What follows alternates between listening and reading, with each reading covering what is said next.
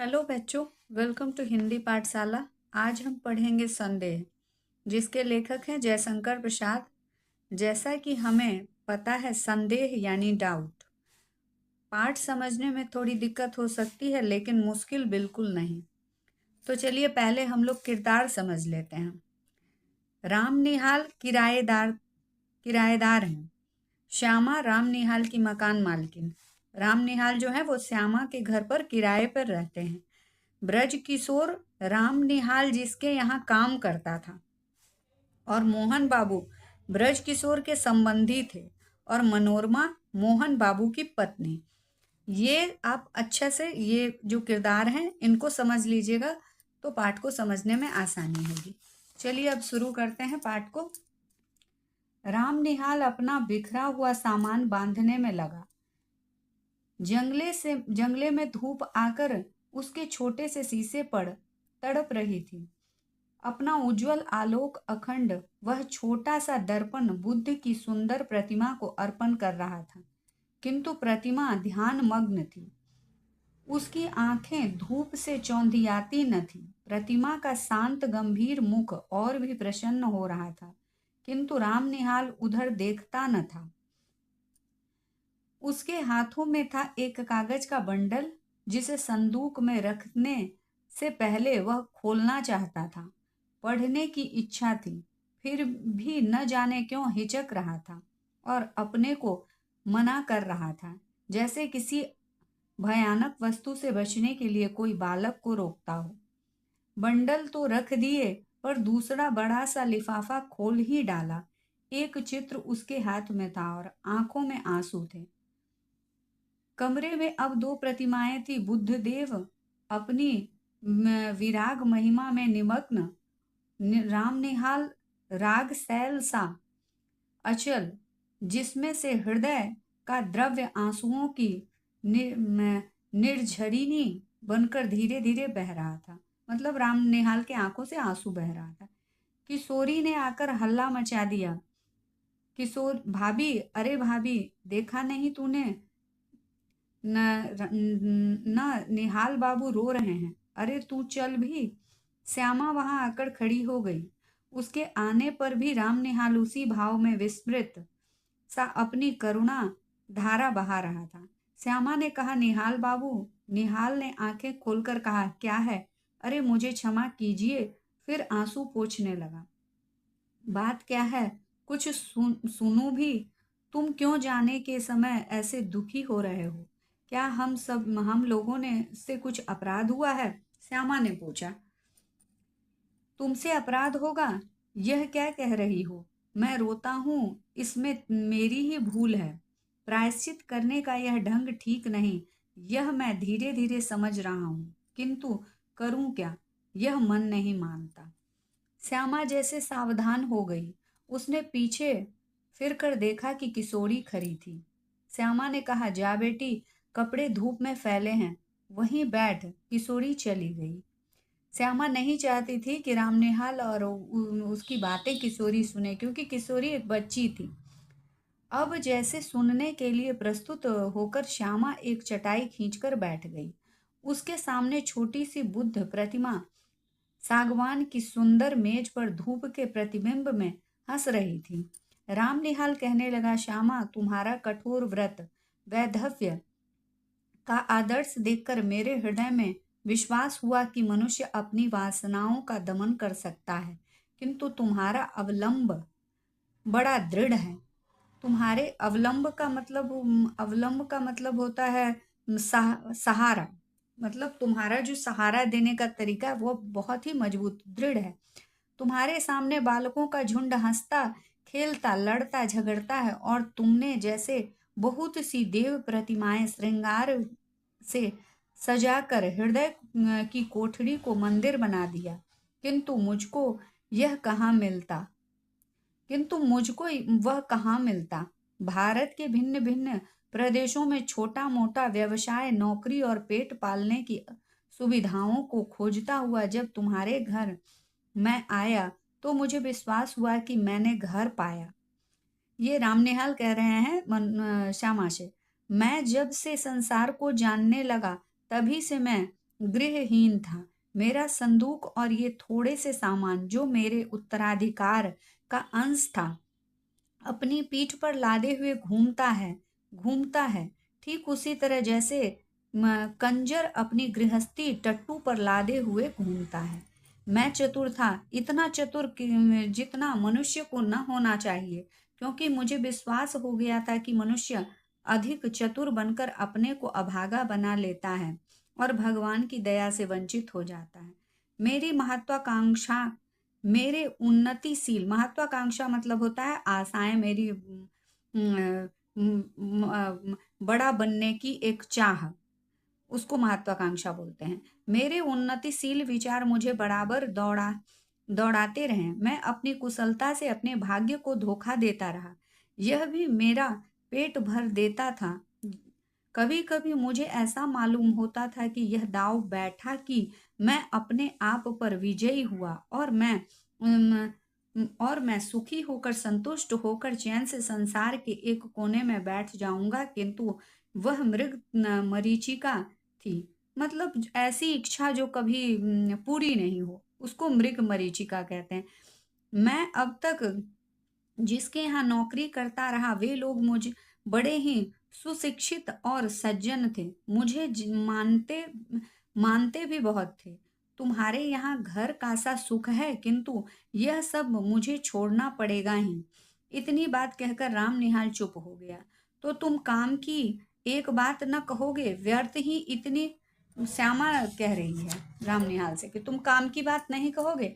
श्यामा और कुछ कहना चाहती थी कि उसे रोककर राम निहाल कहने लगा, मैं तुमको अपना शुभ चिंतक मित्र और रक्षक समझता हूँ। फिर तुमसे न कहूंगा तो यह भार कब तक ढोता रहूंगा। यह चैत है ना? हाँ ठीक, कार्तिक की पूर्णिमा थी। मैं काम काज से छुट्टी पाकर संध्या की शोभा देखने के लिए दशाश्वमेध घाट पर जाने के लिए तैयार था कि ब्रज किशोर बाबू ने कहा, तुम तो गंगा किनारे टहलने जाते ही हो। आज मेरे एक संबंधी आ गए हैं, उन्हें भी एक बजरे पर बैठाकर घुमाते आओ। मुझे आज छुट्टी नहीं है। मैंने स्वीकार कर लिया। ऑफिस में बैठा रहा। थोड़ी देर में भीतर से एक पुरुष के साथ एक सुंदरी स्त्री निकली और मैं समझ गया कि मुझे इन्हीं लोगों के साथ जाना होगा। ब्रज किशोर बाबू ने कहा, मान मंदिर घाट पर बजरा ठीक है। बजरा मतलब होता है नाव, बड़ी नाव, बड़ा सा नाव। निहाल आपके साथ जा रहे हैं, कोई असुविधा न होगी। इस समय मुझे क्षमा कीजिए, आवश्यक काम है। पुरुष के मुंह पर की रेखाएं कुछ तन गई। स्त्री ने कहा, अच्छा है, आप काम कीजिए, हम लोग तब तक घूम आते हैं। हम लोग मान मंदिर पहुंचे। बजरे पर चांदनी बिछी थी। पुरुष मोहन बाबू जाकर ऊपर बैठ गए।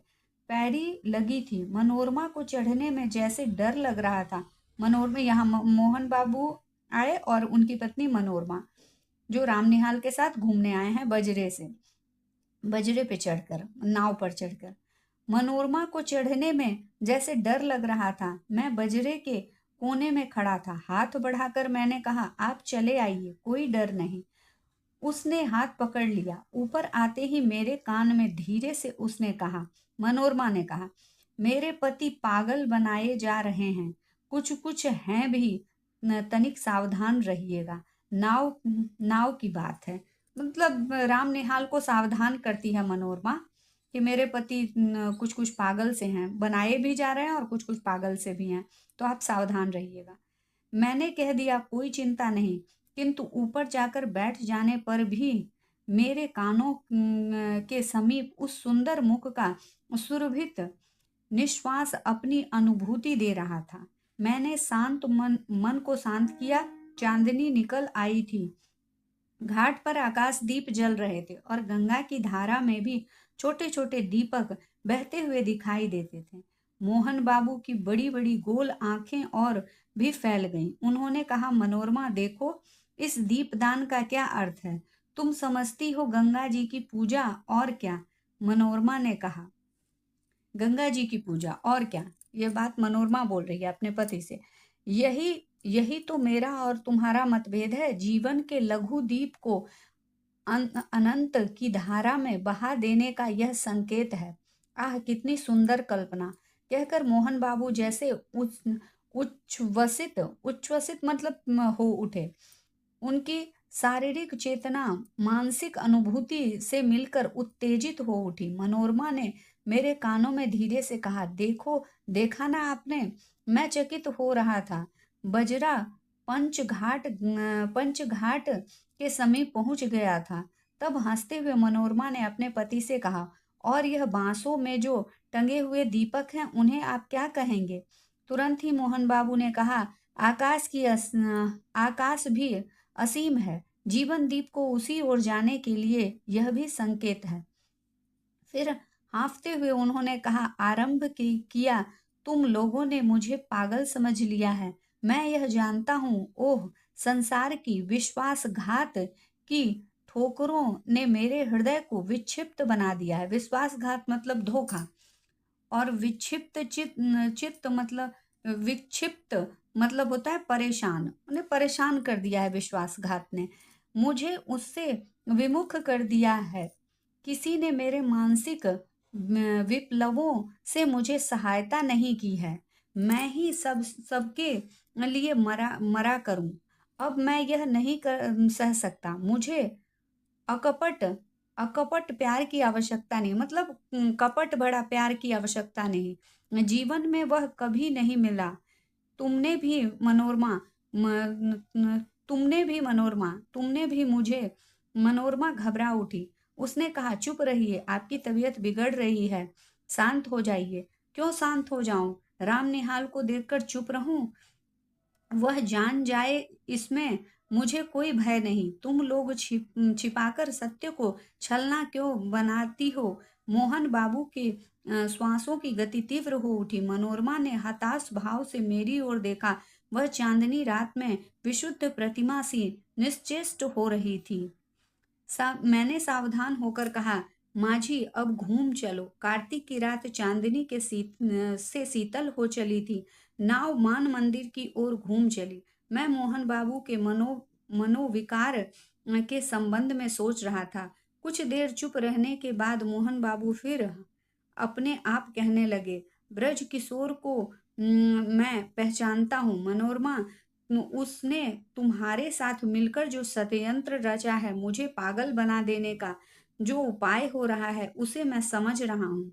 तो ओह, आप चुप न रहेंगे? मैं कहती हूँ, यह व्यर्थ का संदेह आप मन से निकाल दीजिए, या मेरे लिए संख्या संख्या का मतलब होता है विष, मंगवा दीजिए। मनोरमा कहती है कि इससे अच्छा मुझे विष दे दीजिए कि मेरी छुट्टी हो जाए। स्वस्थ होकर बड़ी कोमलता से मोहन बाबू कहने लगे, तुम्हारा अपमान होता है। सबके सामने मुझे यह बातें न करनी चाहिए। यह मेरा अपराध है। मुझे क्षमा करो मनोरमा। सचमुच मनोरमा के कोमल चरण मोहन बाबू के हाथ में थे। वह पैर छुड़ाती हुई पीछे खिसकी। मेरे शरीर से उसका स्पर्श हो गया। वह क्षुब्ध और संकोच से उबचुब रमणी जैसे किसी का आश्रय पाने के लिए व्याकुल हो गई थी। मनोरमा ने दीनता से मेरी ओर देखते हुए कहा, आप देखते हैं ना? सचमुच मैं देख रहा था।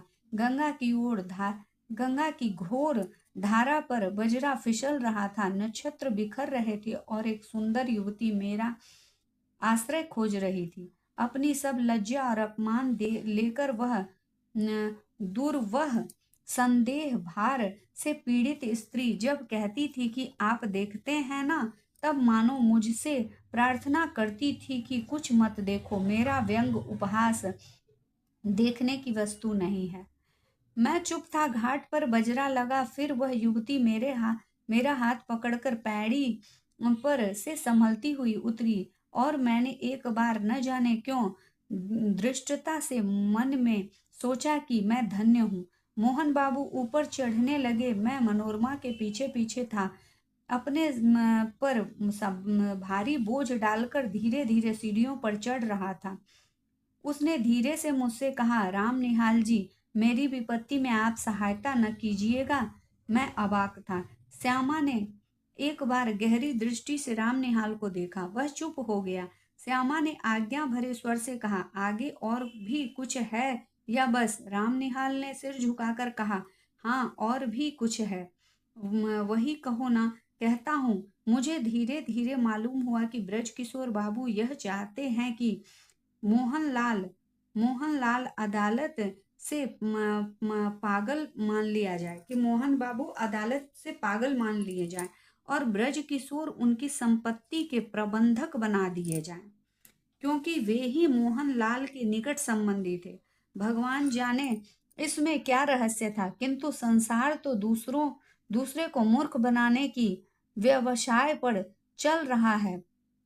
मोहन अपने संदेह के कारण पूरा पागल बन गया है। तुम तो यह चिट्ठियों का बंडल देख रही हो, वह मनोरमा का है। तुम जो यह चिट्ठियों का बंडल देख रही हो, वह मनोरमा का है। राम निहाल फिर रुक गए। श्यामा ने फिर तीखी दृष्टि से उनकी ओर देखा और राम निहाल कहने लगा, तुमको भी संदेह हो रहा है सो ठीक ही है। मुझे भी कुछ संदेह हो रहा है। मनोरमा क्यों मुझे इस समय बुला रही है? अब श्यामा ने हंसकर कहा, तो क्या तुम समझते हो कि मनोरमा तुमको प्यार करती है और वह दुष्चरिता है? मतलब उस चरित्र उसका खराब है, मनोरमा का चरित्र खराब है, इसीलिए तुम्हें बुला रही है। छी राम निहाल, यह तुम, श्यामा बोलती है, श्यामा बता रही है, राम निहाल को कह रही है, छी राम निहाल, यह तुम क्यों सोच रहे हो? देखूं तो हाथ में यह कौन सा चित्र है? क्या मनोरमा का ही? कहते कहते श्यामा ने राम निहाल के हाथ से चित्र ले लिया। उसने आश्चर्य भरे स्वर से कहा, अरे यह तो मेरा ही है। तो क्या तुम मुझसे प्रेम करने का लड़कपन करते हो? यह अच्छी फांसी लगी है तुमको। मनोरमा तुमको प्यार करती है और तुम मुझको। मन के विनोद के लिए तुमने अच्छा साधन जुटाया है, तभी कायरों की तरह यहाँ से बोरिया बंधना लेकर भागने की तैयारी कर ली है। राम निहाल हतबुद्धि अपराधी सा श्यामा को देखने लगा, जैसे उसे कहीं भागने की राह न हो। श्यामा दृढ़ स्वर से कहने लगी, निहाल बाबू, प्यार करना बड़ा कठिन है। तुम इस खेल को नहीं जानते, इसके चक्कर में पड़ना भी मत। हाँ, एक दुखिया स्त्री तुमको अपनी सहायता के लिए बुला रही है। जाओ, उसकी सहायता करके लौट आओ। तुम्हारा सामान यहीं रहेगा। तुमको अभी यहीं रहना होगा, समझे? अभी तुमको मेरी संरक्षता की आवश्यकता है। उठो, नहा धो लो। जो ट्रेन मिले उससे पटना जाकर ब्रज किशोर की चालाकियों से मनोरमा की रक्षा करो और फिर मेरे यहाँ चले आना। यह सब तुम्हारा भ्रम था, संदेह था। राम निहाल धीरे से उठकर नहाने चला गया। तो दोस्तों, बच्चों, ये पाठ, इस पाठ में जो संदेह है, वो संदेह को पहले हम लोग समझ लेते हैं तो पाठ और अच्छा से समझ में आएगा।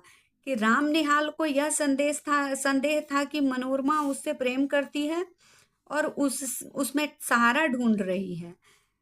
पर इस भ्रम से श्यामा ने उसको दूर किया, उसके इस भ्रम को श्यामा ने दूर किया कि राम निहाल को समझाया कि मनोरमा मजबूरी के कारण तुमसे सहारा चाहती है, तुम उसे प्रेम मत समझो।